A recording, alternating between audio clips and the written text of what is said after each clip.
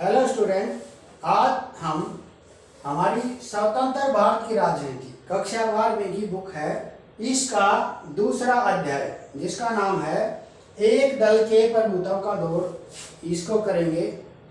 इस वीडियो में बताया गया है कि जो सेकंड लेसन है इसमें भारत के 3 पहले आम चुनाव हुए थे, 1952 का, 1957 का और 1962 का।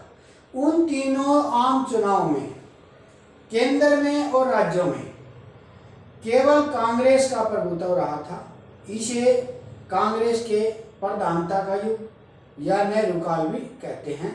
इसमें केवल एक राज्य था, केरल, जिसमें पहली बार सन 1956 में जो स्थान का दूसरा आम चुनाव हुआ था उसमें गैर कांग्रेसी सरकार आई थी, अन्यथा तीनों आम चुनाव में कांग्रेस की ही सरकार रही थी। तो इसमें हम करेंगे कि एक दल की प्रधानता का युग का क्या अर्थ है। तो शुरुआत करते हैं हम। सबसे पहला है एक दल के प्रभुत्व का क्या अर्थ है। सबसे पहले हम करेंगे इसका क्या अर्थ होता है। एक दलीय प्रभुत्व का अर्थ है जब किसी देश की राजनीतिक व्यवस्था में बहुदलीय प्रणाली होते हुए भी, बहुदलीय का मतलब ये होता है कि बहुत सारे राजनीतिक दल होते हैं और भारत की जो राजनीतिक प्रणाली है वो बहुदलीय है। वो होते हुए भी जब एक दल का प्रभुत्व रहता है, अर्थात सरकार एक ही राजनीतिक दल की आती है, उसे एक दलीय प्रभुत्व कहते हैं। जैसे भारत के जो पहले 3 आम चुनाव थे, आम चुनाव वो होता है जो सामान्य रूप से 5 साल में होता है। तो पहले जो 3 आम चुनाव थे उसमें अन्य राजनीतिक दलों के होते हुए भी कांग्रेस का प्रभुत्व रहा, अर्थात 1952 का चुनाव, 1957 का चुनाव और 1962 का चुनाव। इन तीनों चुनाव में कांग्रेस की ही सरकार केंद्र और राज्यों में आती रही। इसको एक दल की प्रधानता का युग या नेहरू काल भी कहा जाता है। नेहरू काल क्योंकि इस दौर में भारत के प्रधानमंत्री जो है नेहरू रहे थे। अगला है कांग्रेस को पामर जो थे उन्होंने कांग्रेस पार्टी को एक छात्र संगठन कहा था। छात्र संगठन का मतलब वो होता है कि जिसके नीचे सभी वर्गों के, सभी जातियों के, सभी धर्मों के व्यक्ति इसमें शामिल माने जाते थे। तो कांग्रेस की स्थापना सन 1885 ईस्वी में एक ऐसे राजनीतिक मंच के रूप में की गई थी। उस समय भारतीय जनता की आवाज को ब्रिटिश प्रशासन तक पहुंचाती, अर्थात जो अंग्रेजी काल में जनता की आवाज को ब्रिटिश सरकार तक पहुंचाने के लिए एक राजनीतिक मंच बनाया था, उसको बोलते थे कांग्रेस पार्टी। और इस पार्टी में क्या था, सभी जातियों के, सभी धर्मों के, सभी भाषाओं के और सभी समुदायों के लोग अपने सब मतभेदों को भुला करके, अर्थात इसमें इन व्यक्तियों में सभी धर्मों के, जातियों के, भाषाओं के और समुदायों के लोग अपने सभी मतभेदों को भुला करके इस पार्टी में शामिल हो गए थे। जो अंबेडकर जी थे उन्होंने इसकी तुलना एक सराय से की थी। सराय क्या होता था प्राचीन काल में या पहले, कि जहां पर जो है जब हम रास्ते में लोग जाते थे तो ठहरने का एक स्थान होता था जहां पर कोई भी व्यक्ति जो है आराम से ठहर सकता था। उसमें जाति, धर्म, जात पात का कोई बंधन नहीं होता था।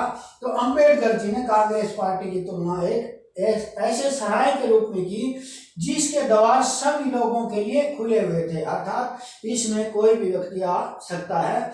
इसलिए पामर ने इसे एक छात्र संगठन कहा जिसमें सभी वर्गों के, सभी जातियों के, सभी धर्मों के लोग शामिल हो जाते थे। नेक्स्ट है, तो ये जो चैप्टर है इसमें पार्टियां हैं, आपकी अलग अलग पार्टियां हैं, उनकी अलग अलग विचारधाराएं हैं, उनके बारे में बताया गया है। तो सबसे पहले हम जिस पार्टी का वर्णन कर रहे हैं वो है भारतीय कम्युनिस्ट पार्टी। भारतीय कम्युनिस्ट पार्टी समाजवादी विचारधारा वाली पार्टी थी। सन 1924 में इस पार्टी की स्थापना हुई और जो पहला आम चुनाव हुआ था सन 1952 में, भारत में पहला आम चुनाव सन 1952 में हुआ था। उसमें यह पार्टी 16 सीटें प्राप्त करके दूसरे नंबर की पहले नंबर की पार्टी कौन सी थी? कांग्रेस पार्टी। और दूसरे नंबर की पार्टी जो ये बन करके उभरी थी और इसने 16 सीटें प्राप्त की थी। यह पार्टी क्रांतिकारी विचारधारा में विश्वास रखती थी, अर्थात यह चाहे अंग्रेजों से आजादी का विचारधारा लगा लो या समाजवाद लाने का तरीका ला लो, उसमें थोड़े से इसमें क्रांतिकारी जो है वर्ग के व्यक्ति शामिल थे। और इसका 1964 में, सन 1964 में इस पार्टी का विभाजन हो गया और दो पार्टियां इसमें से निकल के आई। एक थी भारतीय कम्युनिस्ट पार्टी सीपीआई जिसको हम बोलते हैं, और दूसरी है भारतीय कम्युनिस्ट मार्क्सवादी पार्टी। तो ये पार्टी भारतीय कम्युनिस्ट पार्टी 1924 में इसकी स्थापना हुई थी। 1952 के चुनाव में दूसरे नंबर की जो है ये पार्टी बन करके आई थी, क्रांतिकारी विचारधारा में विश्वास रखती थी। 1964 में इस पार्टी का विभाजन हो गया और दो पार्टियां इसमें से बनकर उभरी, भारतीय कम्युनिस्ट पार्टी और भारतीय कम्युनिस्ट मार्क्सवादी पार्टी। नेक्स्ट है इसमें भारतीय जनसंघ पार्टी। तो भारतीय जो जनसंघ पार्टी है इसकी स्थापना सन 1951 में हुई थी। इस पार्टी में श्यामा प्रसाद मुखर्जी इसके जो है संस्थापक अध्यक्ष थे और 1951 में भारतीय जनसंघ पार्टी की स्थापना हुई।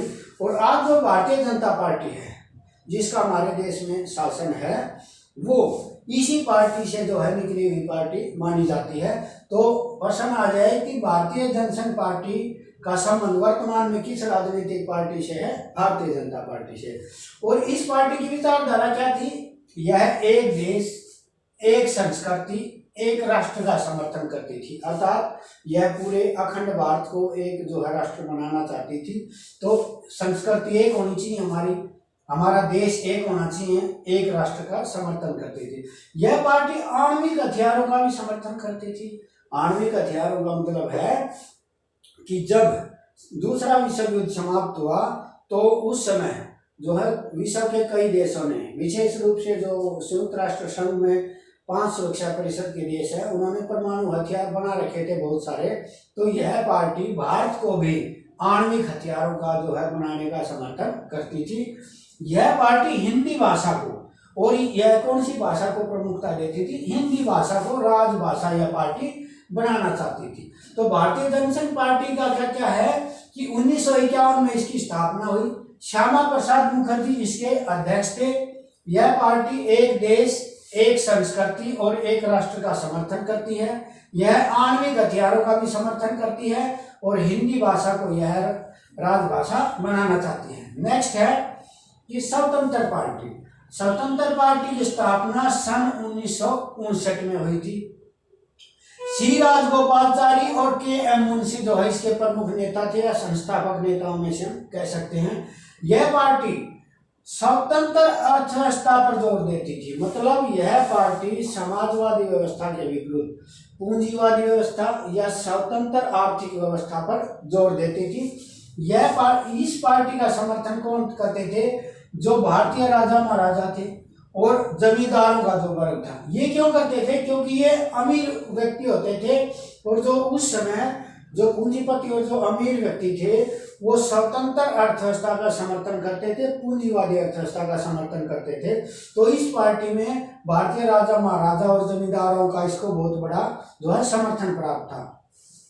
और यह कृषि सुधारों का विरोध करती थी। कृषि सुधार क्या थे कि हमने अपने देश में समाजवाद लाने के लिए, आम लोगों तक उनकी आमदनी बढ़ाने के लिए, जो प्राचीन काल में जमींदारी प्रथा थी उसको खत्म करने के लिए, भूमि का जिसको हम चकबंदी बोलते हैं या भूमि का पुनर्गठन किया गया, उसमें जो जमीन को जोतता था सरकार ने कई राज्यों में वो जमीनें उन व्यक्तियों को सौंप दी और एक निश्चित सीमा निर्धारित कर दी गई जमीन रखने की। तो वो थे कृषि सुधार। उन सुधारों का यह पार्टी विरोध करती थी। तो स्वतंत्र पार्टी क्या थी? 1959 में इसकी स्थापना हुई। सी राजगोपालाचारी और के एम मुंशी इसके संस्थापक नेता थे। यह स्वतंत्र अर्थव्यवस्था का समर्थन करती थी और भारत के जो राजा महाराजा थे और जमींदार वर्ग था वो इसका समर्थन करता था और कृषि सुधारों का यह विरोध करती थी।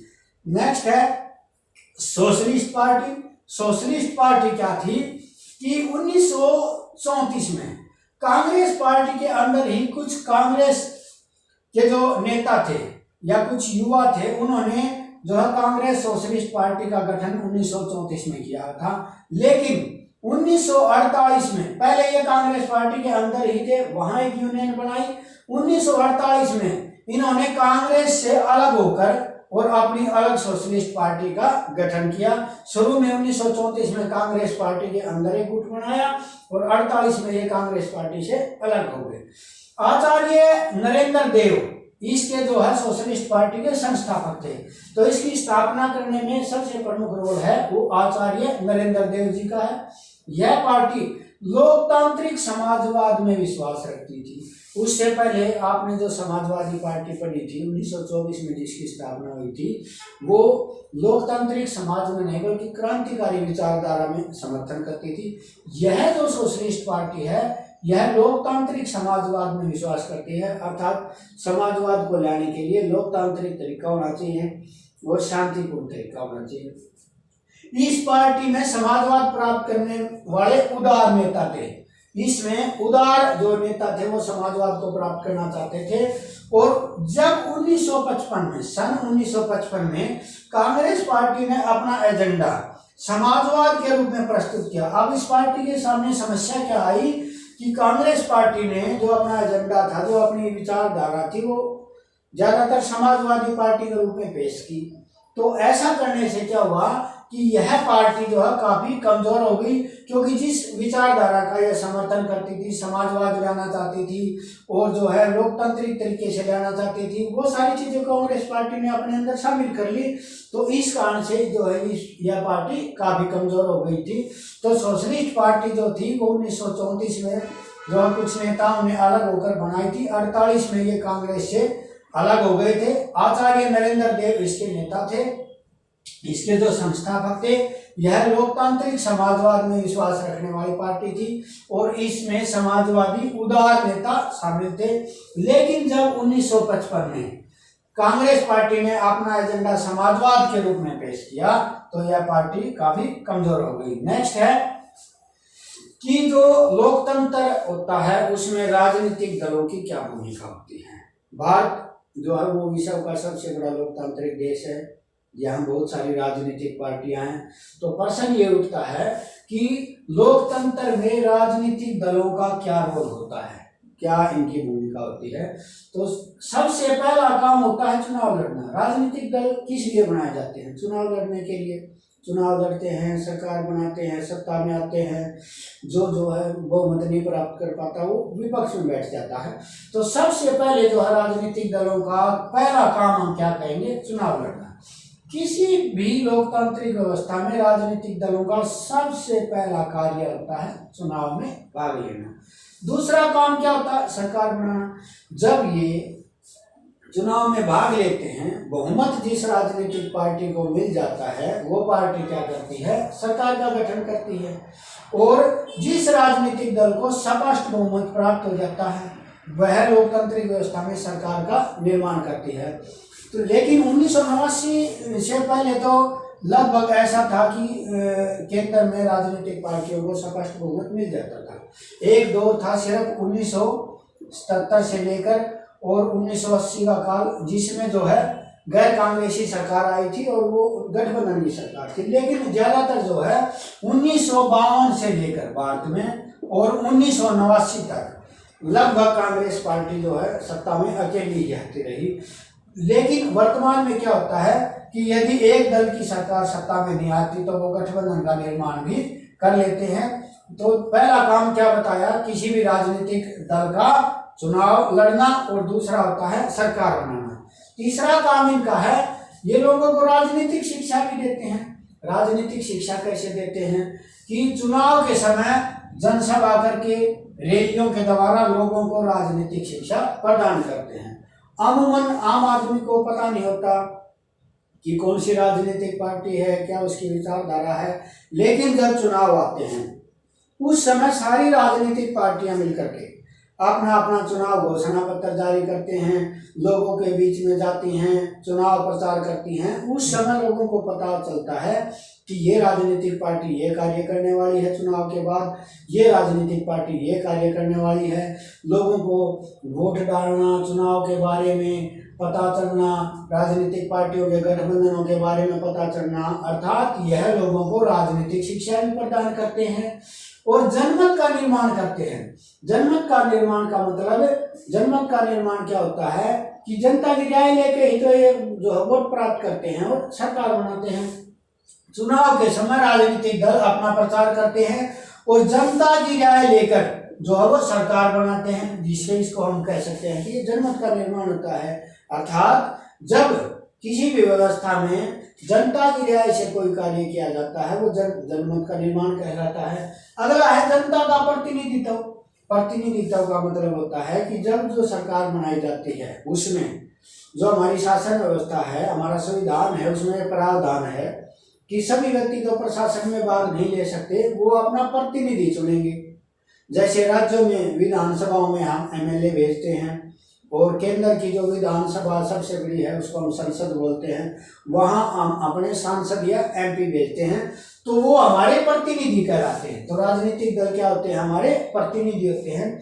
जैसे भारत जैसे बड़े लोकतांत्रिक देश में सभी का शासन में भाग लेना संभव नहीं है, इसलिए यह हमारे प्रतिनिधि के रूप में हमारे लिए काम करते हैं और ये हमारे लिए शासन का संचालन करते हैं। तो राजनीतिक दल क्या करते हैं? लोगों को राजनीतिक शिक्षा देते हैं, जनसभा और रैलियों द्वारा लोगों को राजनीतिक शिक्षा देंगे, जनमत का निर्माण करते हैं, अर्थात जनता की राय लेकर जो ये आगे काम करते हैं और जनता का ये प्रतिनिधित्व करते हैं, क्योंकि सभी व्यक्ति तो प्रशासन में शामिल हो नहीं सकते, तो ये जो है जनता के प्रतिनिधि के रूप में काम करते हैं। नेक्स्ट है कि जो भारत में दलीय प्रणाली है, भारत की जो दल प्रणाली है उसकी क्या क्या विशेषताएं हैं?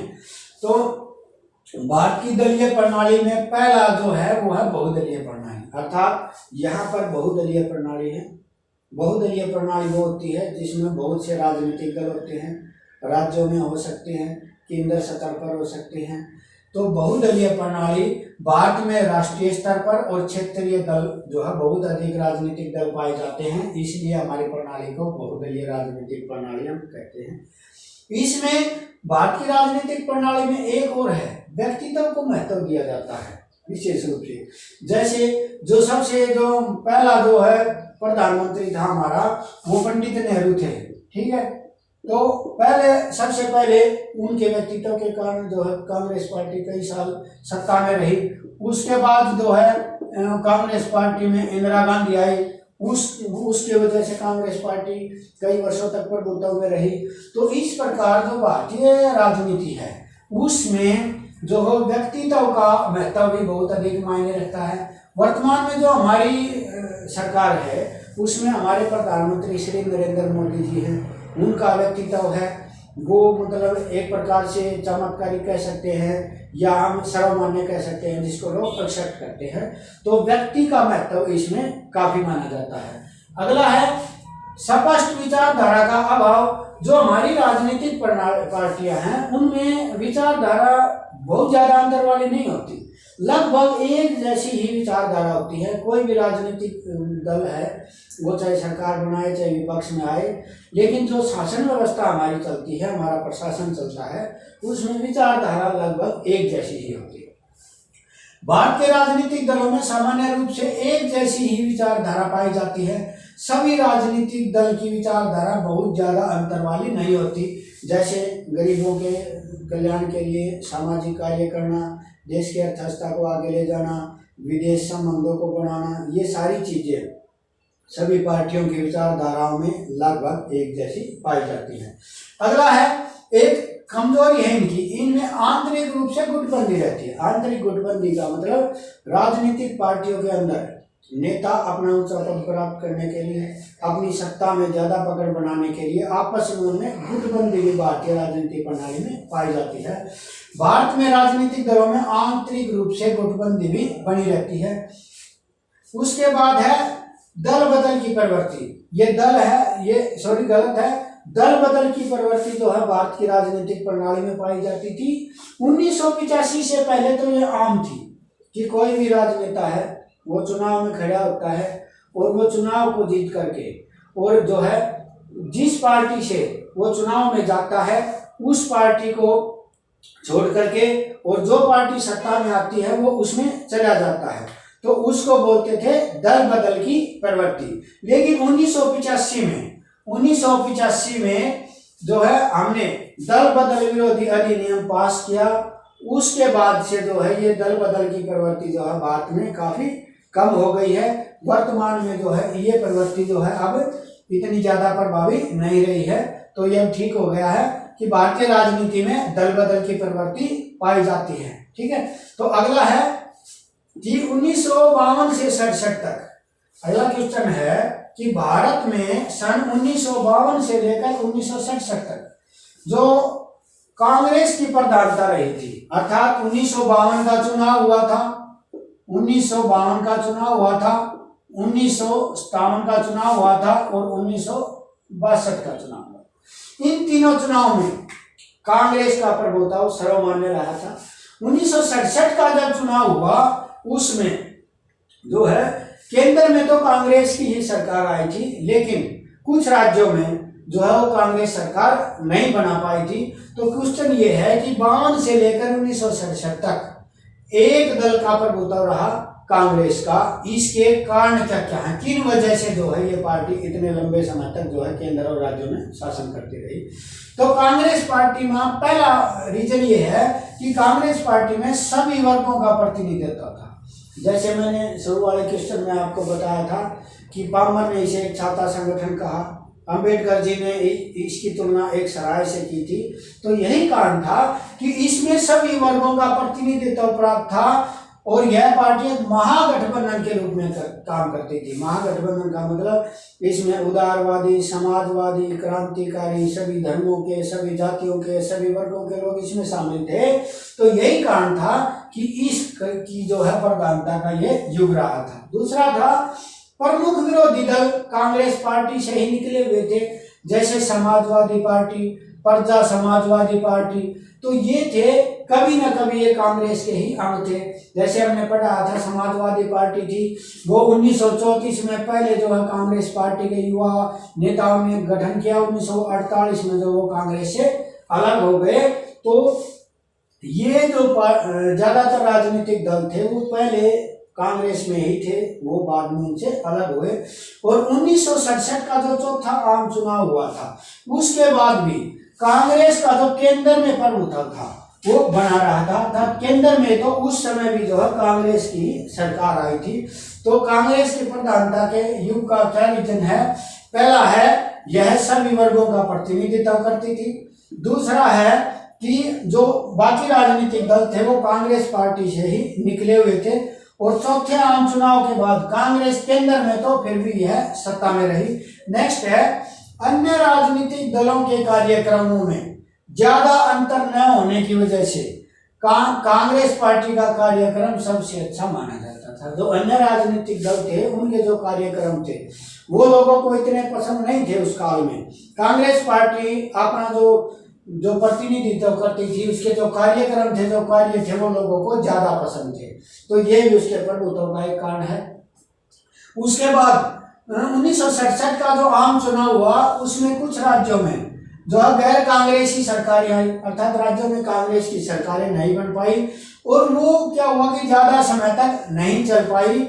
और 1969 तक आते आते वो सरकारें टूट गई जो गठबंधन की सरकारें थी। तो मतलब उनके ऊपर से जो गठबंधन की सरकारें थी उनके ऊपर भी लोगों को भरोसा नहीं रहा था। राजनीतिक दल बदल के कारण बहुत से राजनेता 1967 के बाद अपने दलों को छोड़कर दूसरे दलों में शामिल हो गए। जो भारत में दल बदल की प्रवृत्ति थी मैंने बताया था 1985 में हमने संशोधन करके इसको रोक लगाने का प्रयास किया था। लेकिन उससे पहले उसमें जो राजनेता थे वो क्या हुए, कांग्रेस के अलावा जो नेता थे वो अब एक दूसरे दलों में जो है भाग भाग के शामिल हो गए। इसके कारण उनकी छवि जो है कांग्रेस की अपेक्षा कमजोर हो गई। उनकी जो साख थी वो अच्छी नहीं रही, उनकी साखें कमजोर हो गई। तो और क्या रीजन बताया कि कांग्रेस अन्य राजनीतिक दलों के जो कार्यक्रम थे वो ज्यादा अंतर वाले नहीं होते थे। और जो चौथे आम चुनाव के बाद गैर कांग्रेसी सरकारें जो राज्यों में बनी थी वो ज्यादा समय तक नहीं चल पाई। अगला है कि राजनीतिक दल बदल के कारण अन्य राजनीतिक पार्टियों के जो नेता थे वो कांग्रेस के अलावा वो जो है उस पार्टियों को छोड़ करके और उसमें शामिल हो गए, और यह जो है सभी वर्गों का प्रतिनिधित्व थी, इसलिए इसको महागठबंधन कहते थे। और 1967 के आम चुनाव के बाद जो गैर कांग्रेसी सरकारें बनी थी वो ज्यादा समय तक नहीं चल पाई थी। नेक्स्ट है कि तो आज ये हमने पढ़ा एक दल के प्रभुत्व का दौर। इस अध्याय में मैंने आपको बताया कि किस प्रकार जो है कांग्रेस का प्रभुत्व लगातार जो है 3 आम चुनाव में बना रहा।